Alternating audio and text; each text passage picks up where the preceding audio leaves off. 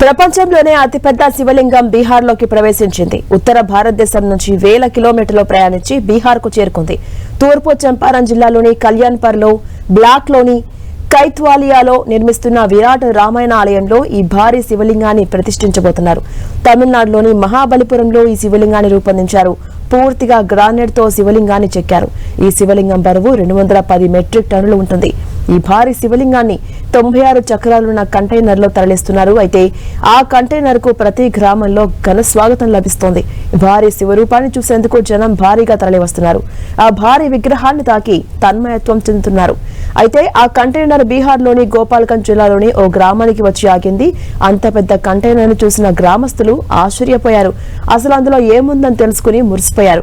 ప్రపంచంలోని అతిపెద్ద శివలింగం తమ ఊరికి వచ్చిందని ఆగిందని సంబరపడిపోయారు. భారీ శివలింగానికి ప్రత్యేక పూజలు చేశారు. మంగళ హారతులతో స్వాగతం పలికారు. హరహర మహాదేవ్ అంటూ స్మరిస్తూ ఆ భారీ శివలింగాన్ని స్మరించేందుకు భక్తులు భారీగా తరలివచ్చారు. ఇక ప్రపంచంలోనే అతిపెద్ద శివలింగం తమ గ్రామానికి రావడం అదృష్టంగా భావిస్తున్నట్లు గ్రామస్తులు పేర్కొన్నారు.